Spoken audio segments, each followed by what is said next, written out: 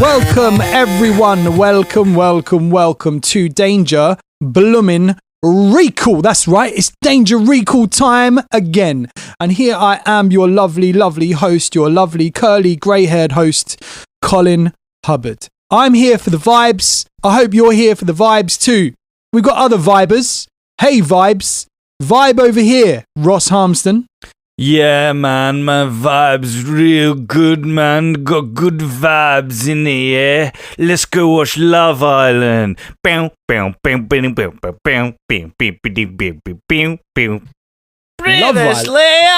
Island. Why did you bring up Love Island? Because that's what they say on Love Island. All the time, like vibes, you know. He's just not my vibe. I'm vibing. Oh shit, I didn't know that they used that because I don't watch that piece of shit program. But I've been saying vibes for years. I'm going to have to start using something else now. And we have, what shall I say instead of vibes? We have, let's go back to the crack. We got the crack over here. We got Dan. I'll vibe your crack, Colin. Hello. I can't believe that was the jump we took. Hey, Love Island survives to crack. I'm talking about the crack, like the the crack. the like crack? What's the crack? It's not like the crack. Yeah, not the crack as in my arse. I learned that about tea as well. What did you learn about tea? What's the tea? Apparently that's a term for what's the gossip. What's the tea is apparently what's the gossip. What's the tea? Yeah. You're having a laugh. You're having a bobble and scarf, mate. Yeah, I was like, I don't understand. You asking me for tea? Yes, one sugar and some milk, please. Thank you. Yeah. And joining us is Colin. Say hello, Colin. Oh, hello. Also joining us is Hey, Colin's cat. Colin's cat, Kaplan, sitting on the bed behind me. He might start clawing at my ankles. He might jump up on the desk. He might start playing with the microphone. Who knows? Wire, who knows? Cats do whatever they want. This could be an interesting episode, but I thought, you know what? He really does like company at the moment. He likes coming and just being around. I was cleaning the bathroom yesterday and he just sat in there while I was cleaning. He was like, amazing. All right, I'm just going to chill out beside you while you do stuff. It's real nice, isn't it? Having cats. It's great. What's the crack, Kaplan? Right. Cats have crack? Well, I think cats... Catnip is kind of like crack for cats. A different kind of crack. Yeah. Not the crack. It's just crack. Yeah. Catnip they go mental for catnip. They like some cats do. Some cats don't actually. Some cats don't vibe with it. Really? Yeah. Going back to vibes again. There we go. I can't help it. I've been using it for years. Fucking Love Island. You fucked me. Sorry, I'm really sweary. Fucking Love Island. All right, we are talking about episode 52 today. Too many MZs, not enough mics. Oh my God, wasn't it nice to have April Hughes on the show last week? Missed her so much. She's amazing. Yeah. She's so good. Oh my God, so talented, that person. And, just amazingly talented. Great role player as well. Oh my God. Yeah. Can I tell my favourite April story that I wanted to tell on last week, but we didn't have time? Go on. This is her playing in our Pathfinder campaign that we played before the podcast, or might have even been our 3.5 campaign. I can't remember. It was one of them. So when the first campaign she played with us, she, in the final battle, it was like an assault on a cloud castle.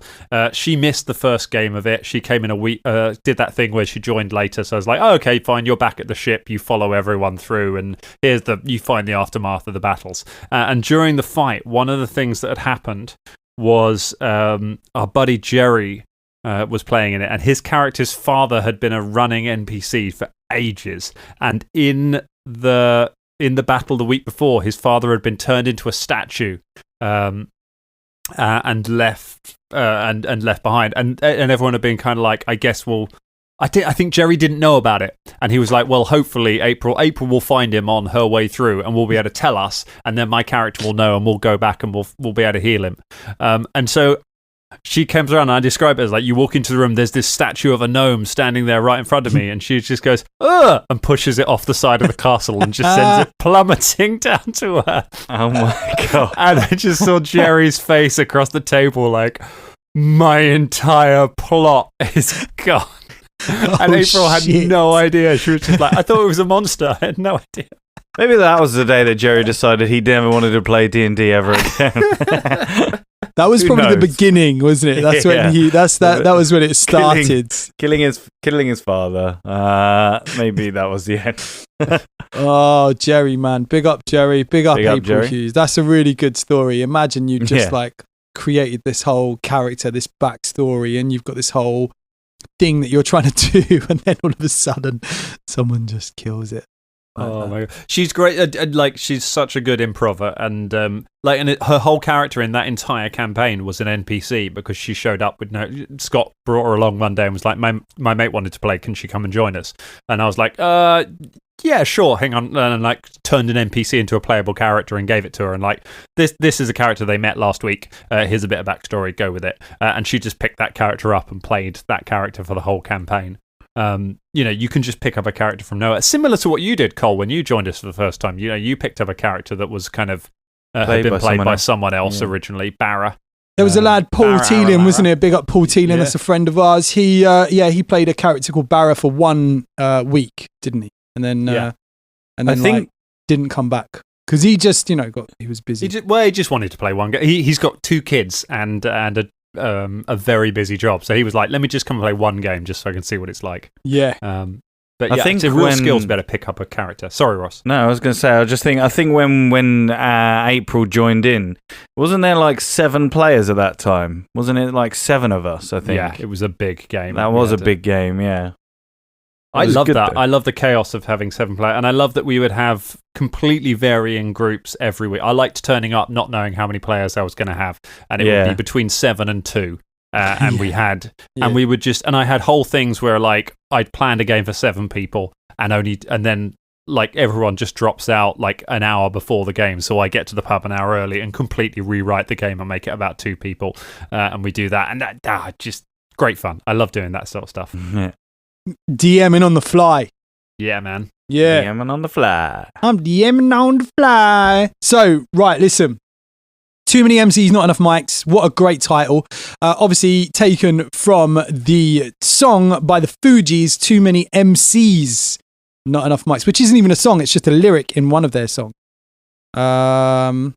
Which is how many mics, actually, from the score. Probably Am I right 2. in saying that? 2, I would say, for the Fugees. For there to be too many MCs and not enough mics, I would say 2 would be how many mics they would have. Is that the answer to the question, Colin? No. What do you mean 2? There's 3 members of the Fugees. Yeah, so for there to be too many MCs but not enough mics, they would have to have either 1 or 2 mics, but it's plural, so it would have to be 2. I think I see what you're saying. I demand Okay, yeah. points in the Fuji pub quiz, Colin. No, that was very good, actually. Very well worked out maths. I think that it's more of a rhetorical statement, saying that there's too many people that believe they're an MC and there's not enough mics to go around because there's too much shit out there. That's what Praswell was saying when he said Pras that. should have started a mic company. Clearly, he spotted a gap in the market there. He could have made some serious money. Maybe he secretly is. Maybe he owns Behringer. Maybe he's...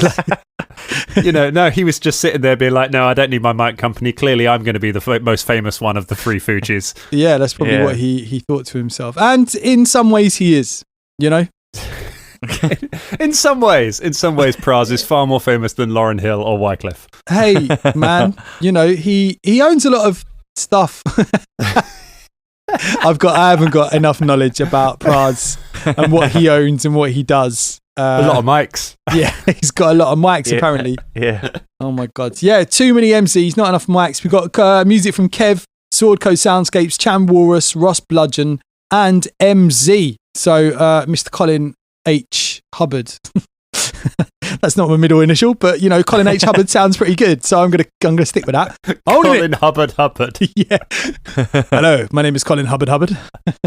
Your parents did the thing where it's that they wrote your whole name down, then they were like, and then it's like the form says first name and then last name, and they were like, oh fuck it, right, Hubbard again.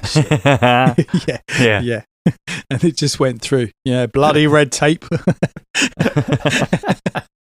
This country. Anyway, yeah, so unluckily we didn't have any music from the Fugees, but, you know, they are in talks with us. Wyclef and Praz actually are in talks, but Lauryn Hill's late. So there you go. There's a little joke about Lauryn Hill and how she's always late to some of her shows. She responded to that recently on a Nas track. She came back and she started rapping again, which everyone was really, you know, impressed with because she hasn't rapped in a long time. And she said, you know, I'm a legend and you're still talking about my lateness or something like that, I think she says. And yeah, she's quite right, actually. When you hear her say that, you're like, oh yeah, shit, you know, there's bigger problems in the world. I'm always so quiet in these moments because I have no music knowledge whatsoever. The only thing I know of Wyclef Jean is Gone Till November. Yeah. Tune. Is it? I think that's it. You're telling me are you gonna put Gone to November and not his greatest track, It Doesn't Matter, featuring The Rock? I was I thought it. I didn't want to get it wrong though because I was like, I thought it was him. Yeah, it doesn't matter. I got 50 Bentleys in the West Indies. It doesn't. Yeah, that was a good tune as well. It's a really fun song. Pra's giving out about how many mics he's got. Wyclef has got a pocket full of cheese and a garden full of trees. Oh my God, he created pocket cheese. Oh my God, I never noticed that. See, it all comes back around. Oh my God. It's all silicular. Any future fan art, Fulton is played by Wyclef Jean. Oh God. No, don't do that. Right. Yeah. I am recording and no one I've got here. I don't know what that means. I think basically at the beginning of the episode, I'm recording and no one notices that I'm recording and I'm just recording. And the preamble is just like people are chatting around the table. They don't realise that they're being recorded. Even though they've got headphones on and they're speaking into microphones. Yes, I've brainwashed. I've conditioned them by now, Dangerlings. Everyone's doing it. They're still not realising. Because I don't think we did the claps, did we? We didn't do the claps because we're in person. We were in person. Yeah, we don't need the claps. Well, yeah, exactly. So then we didn't know if you were recording because we used to now do the claps, you know. So I think I announce. I think I usually announce it, and I don't think I did. I just so it's your fault, if anything. Yeah. So I think I went all right, and everyone just thought I was just being Colin, just going right. Okay. It's weird that we do that though. Whenever we're in the studio, I mean, it's been so long since we've kind of had an extended run of show recorded in the studio to be able to remember. But we're very good at kind of as soon as the mics are set up, we just start talking into the mics while we're just having a conversation. You know, you just get quite good at it. As soon as I've done the sound check, really, as soon as I've gone round everyone and said, "Can you speak into your mic?" Just check it for me. Yeah, and now we have to do the thing where we always have to say, save it. Because we always do that. We always start talking about something really interesting and then we're like, save it for the actual Save it. Press record, Colin, press record. Yeah. Yeah. We have the Happy Birthday to Us song. Oh, yeah, we're a year old. Oh my God, yeah. 52. And oh my God, so this means that this is a year old. Well, technically, because we did two shows in some of them, didn't we? We did. Fuck it, we're a year old. Yeah. Happy birthday. Oh, a lovely happy birthday sang on Zoom. Oh, that sounds lovely. Don't you remember when we had birthday parties on McCartney. Yeah. When we had birthday parties on Zoom and everyone tried to sing happy birthday. Oh my God, it was awful. So horrible, wasn't it? Yeah, I hope we never ever do that. Ever again. If we do, great, but oh God, it's just so horrible and eerie and weird.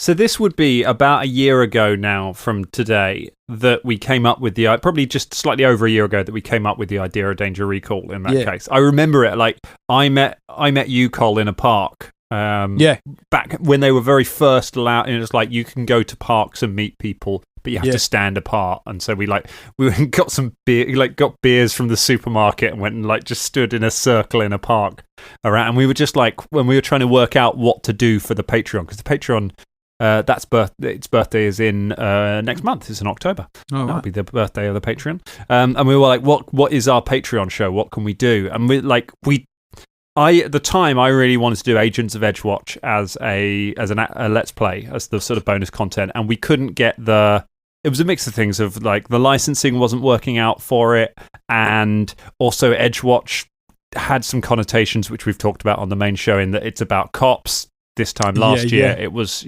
there were certainly issues about a group of white people playing an adventure where they're all cops going around fighting people. That didn't seem to sit right, so we were like, let's not do that. Let's do something else. What can we do that is about us? And then we came up with Danger Recall while drinking cans of IPA in Victoria Park in weather that wasn't really suitable for hanging out in too much. Yeah, I mean, I'd had the idea of, I think I'd floated the idea a couple of times before that, because I remember just having it, just because I was into a few shows that were doing very similar, not similar things, but like, if you were to have a genre of podcasts that talk about shows, that sort of thing. Talking Dead. The Talking Dead. It's in that sort of ballpark, isn't it? It's the DVD extras. It's that sort of vibe, isn't it? For people that are really into it, I guess. That sort of background information. Yeah. So I'd floated the idea a couple of times, and I think we flushed it out a bit more that day. Yes, definitely. And we've been flushing it out ever since. Oh my God! Yes, we have. Now we big up Milk. In this show, and does anyone actually have a plan? We left the last episode. Everybody had a plan, and now we're not sure if anyone's really got a plan.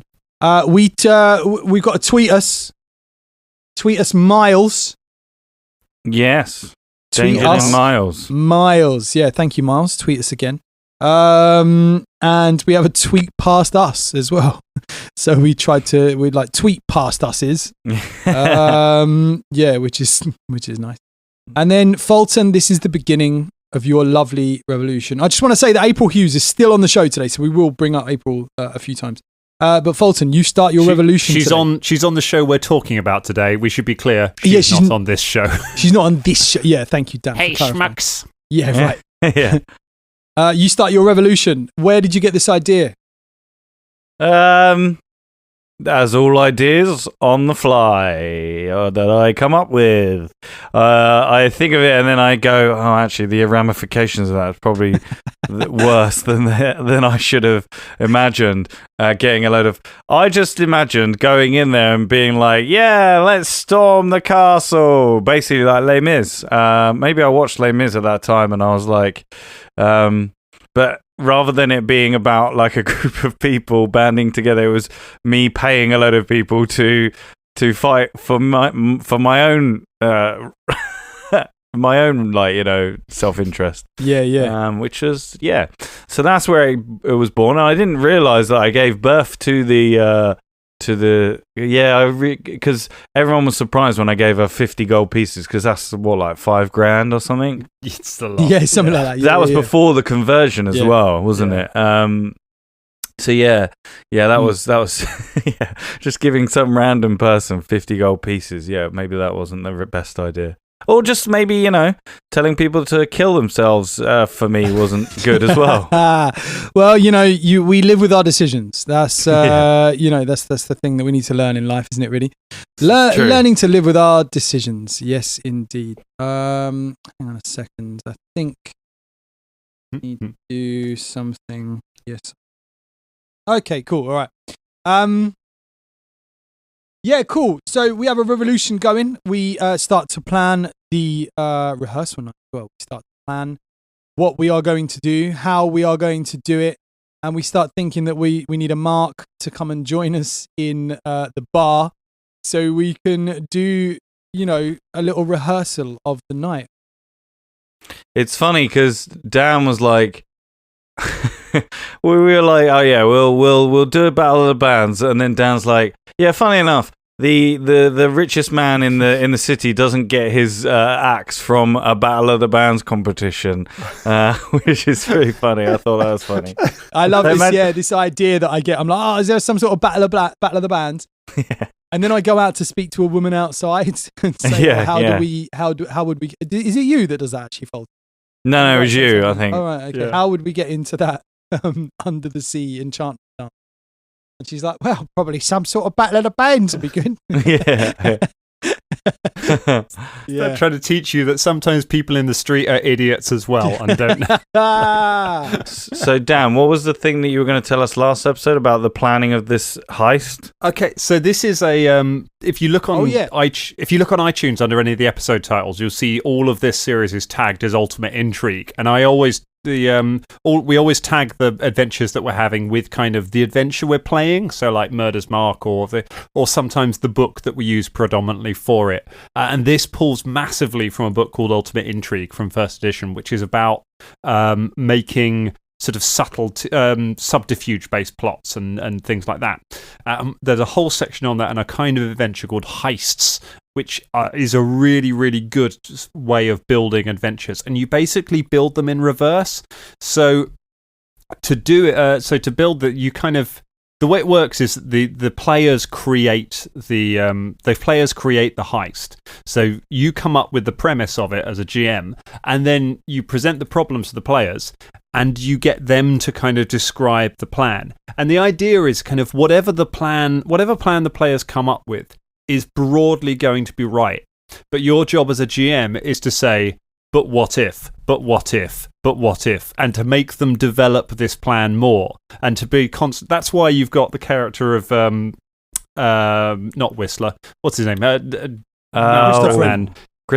Christoph Wren. That's why you got Christoph Wren being such a naysayer in his thing, because his job is to just be like, but how do you do this? But how do you do this? To make it kind of so that the plan is not we walk up to the door, we roll a deception check, we walk in, we roll initiative, and we fight everybody, and then we win. You know, it's like you have to keep making the plan more and more complicated. To make it so that we kind of draw this stuff out, which is why when we get into but also there's the balancing factor on that. The limiting thing is that you have to do it without making the NPCs be idiots, because then it becomes unsatisfying if they're complete morons. So where you can't just be like, yeah, fine, there's a battle of the bands, you win the battle of the bands, of course you'll get in there. It's like, well, that's not going to work. Or it's like, well, there are loads of guards, so if it kicks off, you're going to die. So you have to work within those parameters. Yes, of course they're going to search you when you go in there, so you've got to come up with a way around that. Right. And that's how you steer it to kind of like, okay, there's not a battle of the bands, but maybe we can find the band who has been hired for it, and we can find where they're playing, and then we can kind of work in that way. And that's how we get into the story with that. And along the way, the other thing you do with it, which is really fun, which I'll try and find my original notes on, is you get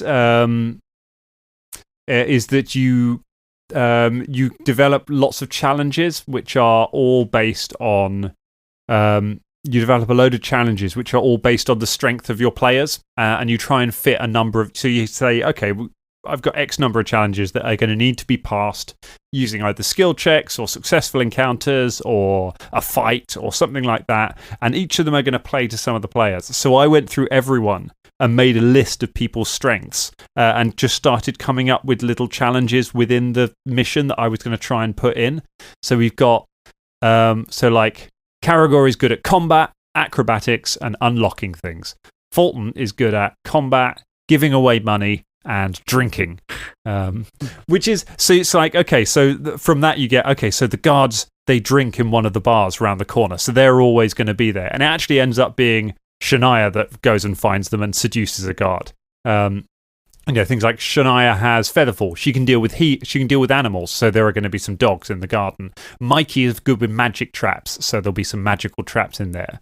Velda's good with scrolls, so Creel has a scroll which is which is essential to it. M is great at talking his way through things, so there'll be some bits where you have to talk out. And from that you build the dungeon to fit your player's strengths, so that they will constantly be bits where there'll constantly be encounters where one character shines, and that's what you're trying to steer everyone towards. So basically, while you're talking about your crazy plan, whatever plan you come up with will be the right plan. And my job is just to be like, but what ifing you until it's a good story that we can then run with, rather than it just being kind of like a stupid plan that just works because the enemies are idiots. Yeah, that's a really good way of like doing a heist, isn't it? Where you each have a certain thing to do in it, rather than like one person just go, "I'll talk to everyone," and like be in the face. Whereas you can actually do little mini challenges within it that include everyone, which is cool. That's really interesting. Yeah, so all really nice. all I of like you. All of you have got a little. Let me tell you. I won't go through all of them because we've got a load. But we go. Let me tell you what M's one was down. This is before we started doing the planning. This is when at the early days of it, and me making notes of stuff you could do. So M could pose as a party guest using his high diplomacy if they can get an invite. So I was thinking maybe you could jump one of the guests who's planning to go. If you could find out who they are, you could steal their invite from them or delay them somehow. M could pose as them to get inside. That could be a way of getting in. There's somebody with a lot of information who might be persuaded to leave the tower if they thought they'd been offered a chance to visit the library. And you did go to the library, but you, Carragher and Velda went and stole some books from the library. But it was just kind of like, and weirdly, M ends up doing that with Creel. With like, I'm like, there's a way that M can sit down with someone and get some info from them. Right.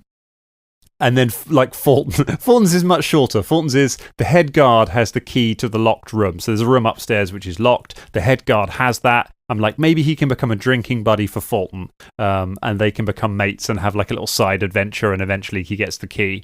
And Shania ends up sort of doing that bit. And the other one is Fulton could fight the dog. This is like, Fulton can fight the dog. If Drum can't soothe them, Fulton can. Here's a question. Yeah. Obviously, this is the birth of my revolution. Was there any way that these people would cause a revolution? And, like, you know, was there any chance of that ever happening? Well, I mean, weirdly, this B plot, which is one of my favourite B plots of the entire show that we've ever done, which was really just me fishing for engagement from you a lot of it. I think because you kind of like, you were sort of doing your own thing and weren't quite going with the plan. So I was like, okay, what does Ross want to do? What do we? Okay, you got the beggars. like a child. Like, what do you want to do? What does he? Does that work? Okay, you like that? Let's pile on. But we end up with this situation is like the heist in reverse, where every answer that you come up with is going to be wrong, and it's just a case of how badly is this going to go wrong, and together we're going to create this narrative of this absolute disaster. And I think both of us know that this is just going to get worse and worse as it goes, because Fulton is fundamentally not a charismatic person. yeah. So this is going to go badly, and you know, and ultimately, a group of people with sticks are not going to take down a castle. So, yeah, I'm thinking it's not going to work, is it really? No. Yeah. Anyway. Yeah. Well, we got to move on because we've not really dived into the episode much, to be honest. But this is the episode where we do the rehearsal. So just a few things that I'd like to point out about this episode, and I'm sure you'll agree. There's the lovely bit where April has her first role in what is it? It's her first role in 4 years, and it's a 2. Yes. And in the last games, she was like, in the last game, we were saying that she was rolling like 20s and stuff. Oh my God, like, she's rolling before. 20s without even even having to do anything. It was great. Dan, you let a lot slide there in the last game. But I think that was perfect for April's kind of introduction to the Danger Club. Oh, fortunately, she got the bad rolls out of the way when they didn't massively matter. Yeah, right. It was like later on, it gets really serious and she makes some really big ones. But we need to create a T-shirt for the Gary and the Grippleys, I think. Gary Grippy and the Toads T-shirt. Yeah, that's a good idea. After a few months. That'd be good. Yeah, well, I'm pro. I was pro killing them the entire time through this. Kill the band. I remember Fulton just constantly going, "Why don't we just kill them? Just kill them. Kill the band and then try and replace them." Yeah, that was good. So we go to the Toad. We see the band. I love this because they're Gary Gripply and the Toads, but then you say that they're frog people. Yes, they're not. Yeah. So that was kind of good, yeah. And I was totally expecting them to be all Liverpudlian. I honestly thought that they were going to be beat. I wanted to give them Liverpool accents, and at the very moment I went to do the first one, I panicked. I couldn't do a Liverpool accent and just went down generic kind of dude surfer, and then I did sort of tried it for the others. I was like, oh, I can actually kind of do that. Because you totally could have done like, Yeah. the standard Paul McCartney and the standard John Lennon, and then the, George Harrison, and then, you could have gone Ringo as well. You could have done the whole Beatles thing. Do you like that? Yeah, Dangerlings? everyone's Just did my everyone's Beatles. got a George Harrison impression in their back pocket, right, Russ? It's just a thing anyone could just pull out. Yeah. Yeah, you just have to say, I'm George Harrison, apparently. So we have the musician chat. Janet's 54. Janet, the new agent to the band. The manager of the band is fantastic. Sharkabon Harker getting annoyed could ruin everything. Like, we get to the Toad and he just starts kicking off, and we're like, no. What are you doing? Stop getting too into this. And then we need a fish. Actually, one of the things I love about this plan is that you rehearse the entire plan. Yeah. But when you do it, you have a different agent because April isn't there. Yeah. Or April's in a different disguise, so Janet's not there for the actual plan. And then halfway through, M decides, I'm the agent. Just like out of nowhere. It's just like, I'm you the don't agent, know me, but I'm the I'm actually chaperone. Yeah, it's mad. Like, we're throwing so many bones out there. So we get a lobster in a tank. The toes of frogs eating flies. Yeah, that was just a big bowl of flies. Yeah, I remember that. Oh god, are they fly people, Dan, or just flies? They love no, they're they're tiny little people. No, don't hit me. I just love God. I love this. I love the lasting enmity that you guys have for Gary Gripley and the Toads. To this day, there was like there was some kind of a snide comment made about him in episode 140 something. I think Caragor slags off Gary Gripley and the Toads. It's just like, I like that you guys just never let this go, and they were never anything other than nice to you. I know. Yeah, they were just a nice band. We had no reason to hate them. I love the fact that I go in there to talk to them, and then fucking like I'm just talking and saying that I'm their security, and then Shania just goes, "What?" And it's just in the room, and then John always does that, where he just goes, "Yeah, well, I'm there. So yeah, well, what's it, fuck?" I was like, for fuck's sake. I mean, we all do that. To be fair, we're always listening in.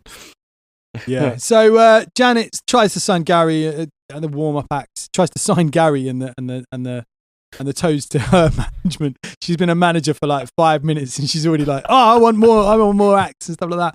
And then we do the whole rehearsal. Velda message. He goes to message Dark Michael, like walks down the road, and then ends up just going into the shop and said, "Do you want to come for a drink?" And then you're trying to like completely mess up our plan, Dan, which is brilliant. You're trying to like railroad it, just going, "Oh, Michael wants to go to this other bar." Oh no, this is like once you bring Dark Michael into a plan, Dark Michael's whole thing is that he is the least useful person in every possible situation. It's brilliant. Like anything that you want, he will do especially Velda, because that's the comedy of Velda. You have to just because Velda doesn't want to do this, so everything has to complicate it. Like Michael's the worst person to bring into it, so I'm just like, he's the ultimate element of chaos to add to this. So he's like, I'd say he's less disruptive than some members of the Danger Club are towards the plan. yeah, absolutely, yeah. I love Caragor's like improvisation of Destiny's Minnows. And he does 30 seconds, and you're like, you've done 30 seconds. You've got like 59 minutes and 30 seconds left of your set.